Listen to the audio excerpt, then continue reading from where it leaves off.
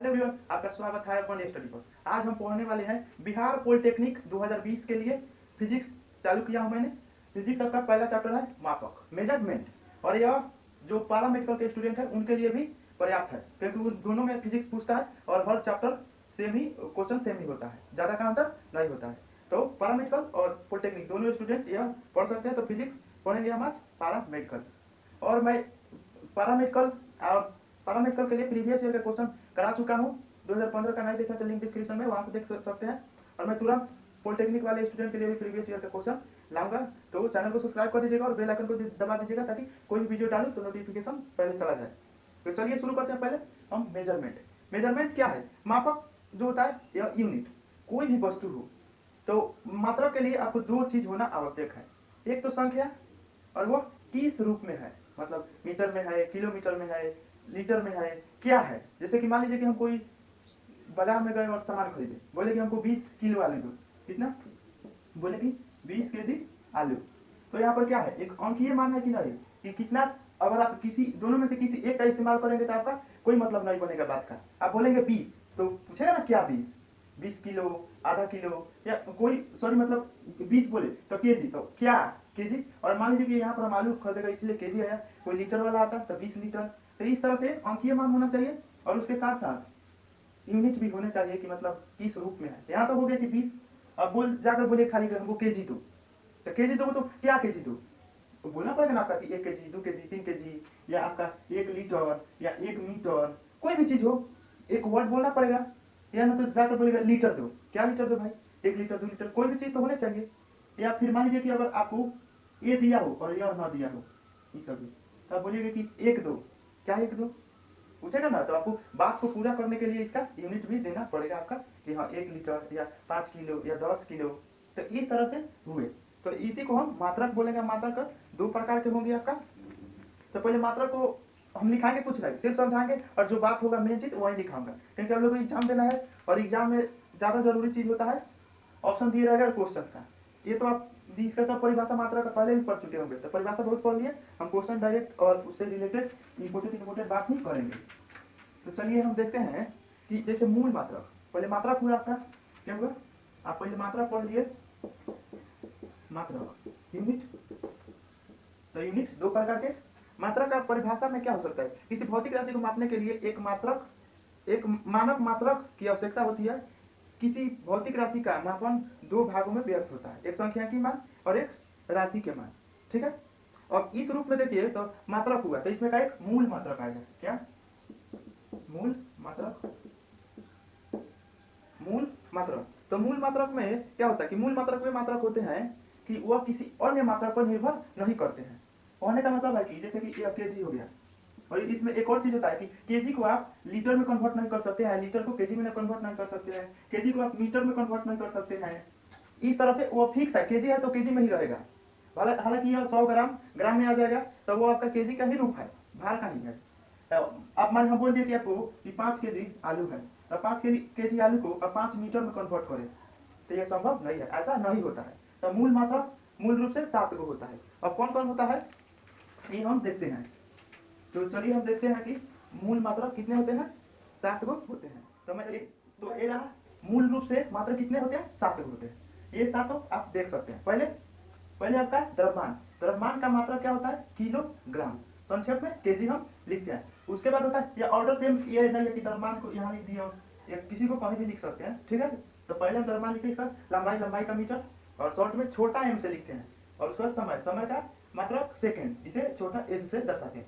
इसके बाद आपका ताप हुआ, ताप का केल्विन होता है मात्रक, और के से दर्शाते हैं। उसके बाद विद्युत धारा एम्पियर, ज्योति तीव्रता कैंडेला हो गया, सीडी से दर्शाते हैं संकेत। पदार्थ की मात्रा मोल, इसका मोल होता है, और संकेत भी मोल लिखा जाता है, इंग्लिश या हिंदी में लिख सकते हैं। ये तो मुझे पता है कि आप याद कर चुके होंगे, पर इसी के सहारे से हम बीमा जब याद करेंगे, इस चैप्टर से सिर्फ क्वेश्चन पूछता है तो बीमा से ही पूछता है कि इसका बीमा क्या होगा। तो बीमा जब याद करेंगे तो आपको इसकी जरूरत पड़ेगी। और 2 पूरक मात्रक होता है, वो एक है तलीय कोण, उसका ऐसा मात्रक रेडियन होता है। उसके बाद घनीय कोण स्टेरेडियन, इसका ऐसा मात्रक होता है। ठीक है, तो ये रहा आपका मात्रक, इसे आप पूरा ध्यान से देख सकते हैं।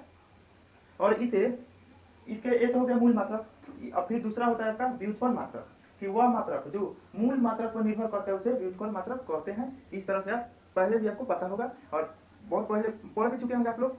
तो इससे रिलेटेड एक और क्वेश्चन है कि जैसे आपको दिख रहा है कि ये तीन प्रकार से होता है, ठीक है। एक सीजीएस पद्धति के आधार पर किलोमीटर, लंबाई और समय, इन तीनों का चेंज होता है। अब सीजीएस में दूसरा होगा, एमकेएस में दूसरा होगा और एफपीएस में दूसरा होगा। सबका अलग अलग होगा कि 1 kg बराबर एमकेएस में जाएगा तो कितना हो जाएगा, तो वो हम देख लेते हैं थोड़ा। और सब देख रहे हैं आप कि सेम होता है उसमें, ये यही आपको वैरी करेगा आपका द्रव्यमान, लंबाई और समय, ये तीनों चेंज करता है। तो उसे हम देख ले रहे हैं।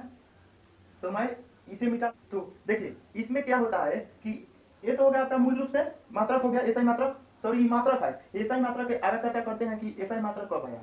तो पहले देखिए सीजीएस पद्धति में क्या होता है कि किलोग्राम को सीजीएस में क्या बोलेंगे, किलोग्राम को आपको इसे ग्राम में कर देंगे, किलो को सीजीएस में द्रव्यमान का मात्रक हो जाता है ग्राम, ठीक है। और लंबाई जो है, लंबाई मीटर है, तो मात्रक होता है आपका ऐसे एमकेएस के अंदर जाता है तो यह मीटर हो जाता है। लंबाई का ये जो लिखे हैं हम एमकेएस का है। तो पहले सीजीएस देखते हैं। तो क्या होता है कि द्रव्यमान का इसमें थोड़ा सा चेंजिंग हो जाएगा, लंबाई को ऊपर कर दीजिए, द्रव्यमान को नीचे कर दीजिए, तो यह अनुसार चलिएगा, सॉलिड बैठेगा। हालांकि चलिए देखते हैं। तो द्रव्यमान का ऐसा ही मात्रक सीजीएस में आपका ग्राम होता है, मीटर सॉरी लंबाई का सीजीएस में मात्रक होता है सेंटीमीटर, और समय का सेम होता है, तीनों में सेम होता है। भाई क्या पता है, द्रव्यमान और लंबाई। अब एमकेएस में देखते हैं। तो एमकेएस में द्रव्यमान का क्या होगा, द्रव्यमान का केजी होता है, ठीक है, किलोग्राम, और लंबाई का मीटर, और समय का सेकंड, ठीक है। इसी तरह एफपीएस में होता है फुट पाउंड सेकंड, इसका हुआ फुट पाउंड, इसका फुट पाउंड सेकंड, इसका metre KG gram sorry kilogram second, इसको सेंटीमीटर ग्राम सेकंड बोल सकते हैं। सबके लास्ट में सिस्टम बोल सकते हैं, सिस्टम का हिंदी पद्धति क्या है। तब द्रव्यमान का एफपीएस में मात्रक क्या होता है, फुट होता है, ठीक है ना। फुट आपका लंबाई हो जाएगा, फुट पाउंड हो जाएगा, पाउंड, और समय का सेकंड ही होता है, ऐसा ही मतलब। तो कोई चेंजिंग ज्यादा नहीं होता है आपका। तो ये जो लिखे हैं हम, ये एमपीएस का अंतर्गत आता है। तो इसके अलावा दो हो गया, सीजीएस सिस्टम और एमपीएस सिस्टम। तो आप देख सकते हैं क्या क्या चेंजिंग हो रहा है। तो ये रहा आपका सीजीएस, आपका इसका व्युत्क्रम मात्रक के बारे में बता ही चुके हैं। व्युत्क्रम में क्या होता है कि उसमें के जितने भी मात्रक होंगे वो सभी इन्हीं से मिलकर बना होता। तो चलिए मैं इसे मिटा रहा हूँ, इसके बाद हम चर्चा करेंगे कि बीमा कैसे निकालेंगे, ठीक है। व्युत्क्रम मात्रा का उतना हमें ज्यादा ज्ञात नहीं करना है, क्वेश्चन उससे ज्यादा आते नहीं है।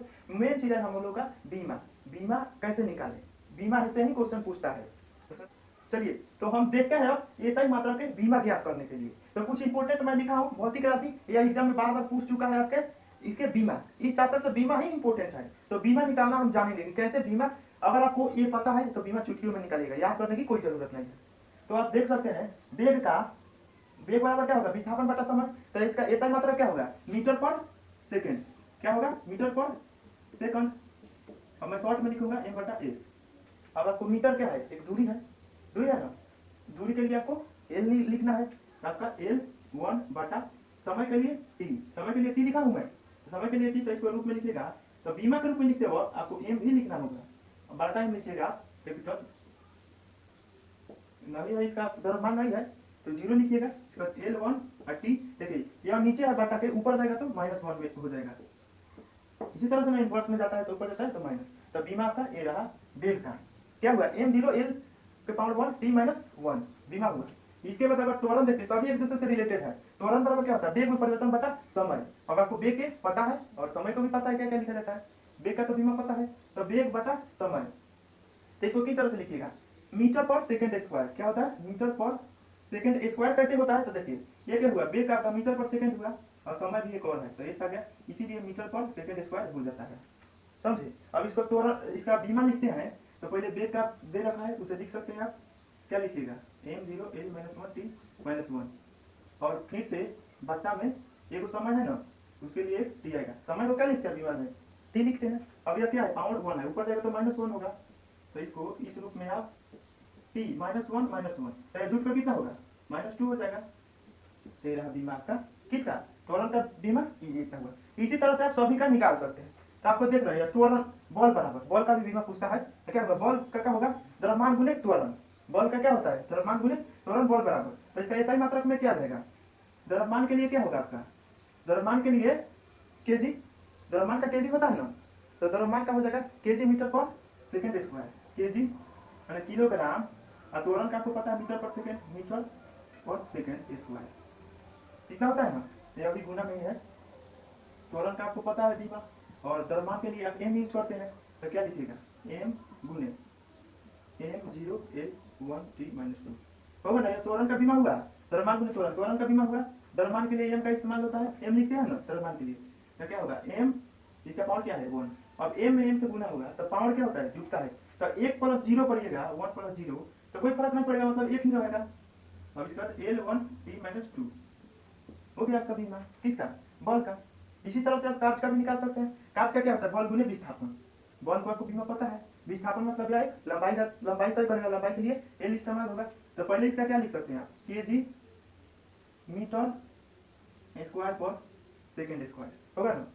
पहले आप एक रूप में लिखिएगा, तो बल का क्या होगा kg मीटर पर सेकेंड स्क्वायर गुने विस्थापन के लिए मीटर होगा ना, दूरी तय कर रहा है तो यही मीटर स्क्वायर बन जाता है।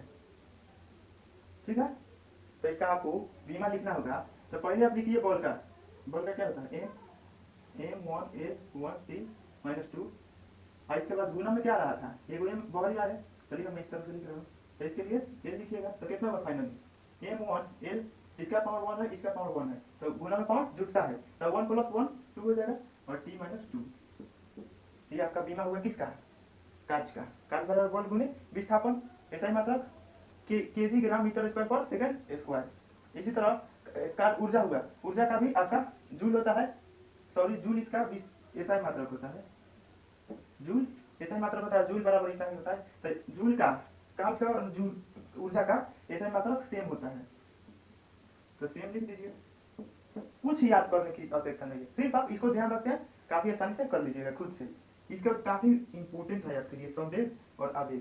तो देखिए संवेग बराबर क्या होता है, द्रव्यमान गुने वेग। द्रव्यमान का क्या लिखिएगा kg, वेग का क्या होगा ऐसा ही मात्रक मीटर पर सेकेंड। तो यहाँ ध्यान से देखिए, यहाँ kg मीटर पर सेकेंड स्क्वायर बल का है, संवेग का क्या होता है kg मीटर पर सेकेंड, सेकेंड में स्क्वायर नहीं है। तो बीमा में लिखते समय क्या पड़ेगा, kg के लिए आप m लिखिएगा m1, मीटर के लिए l, और t बाटा में t1 करिएगा तो ऊपर जाएगा तो ml1t-1।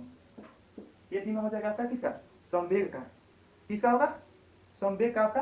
देखिए 1 आ रहा है तो 1 लिखिए या ना लिखिए कोई फर्क नहीं पड़ेगा, 1 नहीं लिखा जाता है, इसके ऊपर वाला वर्ड आएगा वो लिखा जाता है, लेकिन माइनस में होगा तो लिखना पड़ेगा -1। तो आपका संवेग का हो गया। अब आवेग का देखते हैं, तो आवेग बराबर क्या होता है, बल गुने समय। बल का आपका क्या है देख सकते हैं, बल का आपका, बल का मतलब बीमा भी है। तो अगर ऐसा ही मात्रा ज्ञात करना हो तो बल का पहले लिख सकते हैं kg मीटर पर सेकेंड स्क्वायर गुने समय। समय के लिए एक कट गया, मतलब क्या होगा kg मीटर पर सेकेंड, तो सेम हो गया कि नहीं, तो बीमा भी सेम चला जाएगा आवेग का m1l1t-1। आवेग का और संवेग का दोनों का बीमा सेम होता है। तो ये था इंपोर्टेंट बीमा आपका। और देखता हूँ जो काफी इंपोर्टेंट है, जो पूछता है बार बार, तो मैं इसे मिटा रहा हूँ, इसके बाद इंपोर्टेंट। तो ये रहा इंपोर्टेंट कुछ और बीमा जो मैंने पूरा पहले ही लिख चुका हूँ, क्योंकि यह एक दूसरे से रिलेटेड नहीं है। और आपको बल को तो पहले ही लिखा चुका हूँ, सब देखिए पहले ही लिखा चुका हूँ, कुछ नया है। न्यूटन का भी लिखा चुका हूँ बीमा, बल का न्यूटन होगा। तो इस तरह से टोटल इंपोर्टेंट बीमा है। तब देखिए ध्यान करिए किस तरह से याद करना है। दाब का जितना बीमा लिखा रहा है उसको पूरा याद कर जाइएगा। हालांकि अब पहले वाला लिखा है वो एक दूसरे से रिलेटेड था, एक एग्जाम में तो सब कर सकते थे। ऐसा ही मात्रक भी याद रखिएगा, ऐसा ही मात्रक भी पूछ सकता है। तो क्या है दाब का ऐसा ही मात्रक क्या होता है, बल पर क्षेत्रफल। बल पर क्षेत्रफल होता है, लेकिन ऐसा ही मात्रक क्या होता है, तो बल का न्यूटन और क्षेत्रफल का मीटर स्क्वायर। तो न्यूटन पर मीटर स्क्वायर ऐसा ही मात्रक हो गया। अब न्यूटन का आपका होता है ml, क्या होता है ml स्क्वायर t-2। ठीक है, न्यूटन को पहले देखिएगा मैं लिखा हूं ml स्क्वायर t-2। अब बटा न्यूटन का 3 होगा, क्या होगा ml क्या होगा, न्यूटन का बीमा होता है ml t-2। अब क्षेत्रफल में आपका क्षेत्रफल का, क्षेत्रफल मतलब दूरी लंबाई हो रहा है, तो लंबाई का स्क्वायर m के लिए आप देख सकते हैं l लिखेगा, तो l स्क्वायर करिएगा। अब ये लिखते वक्त ऊपर जाएगा तो क्या है, यहाँ पर 1 है, यह जाएगा तो -2 होगा, तो 1 में से -2 गया -1, इसीलिए आपका बीमा हो गया आपका दाब का ml-1t-2। तो समझ में। चलिए नेक्स्ट क्या है, प्लांक नियतांक। ये काफी बार पूछ चुका है। तो प्लांक नियतांक जूल गुने सेकंड होता है, जूल गुने सेकंड, और जूल को पहले ही लिखा चुका हूँ। तो इसका क्या होता है ml स्क्वायर t-1। ठीक है, तो बीमा आपका हो गया प्लांक नियतांक। इसी तरह विद्युत आवेश का कूलाम होता है, ऐसा मतलब कूलाम आपका AT होगा, कूलाम के लिए A और T लिख दिया आपका, यह बीमा हो गया, इसको ध्यान में रखिएगा। अब आपको कूलाम को पता चल गया, तो इसमें से आपको देखिए न्यूटन, न्यूटन यहाँ पर था तो यहाँ से हम निकाल लीजिएगा, और कूलाम को अभी दिया है उसको हल करके लिखिएगा तो इस रूप में आएगा।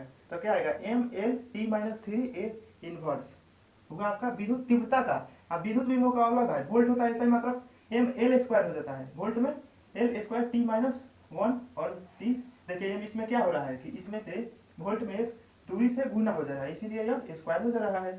ठीक उसी तरह प्रतिरोध का ओम हुआ, बीमा आपका देख सकते हैं सिर्फ चेंजिंग है, वो एक और आ जाएगा कूलम, तो A-1 ML² T-3 A (2). इसी तरह चुंबकीय क्षेत्र का ऐसा ही मात्रक किसका ध्यान रखिएगा, चुंबकीय क्षेत्र होता है टेस्ला या वेबर पर मीटर स्क्वायर, ये चुंबकीय क्षेत्र का ऐसा ही मात्रक है। बीमा लिखिएगा तो ML-2A इनवर्स आपका बीमा हो जाएगा। तो ये था इंपॉर्टेंट बीमा।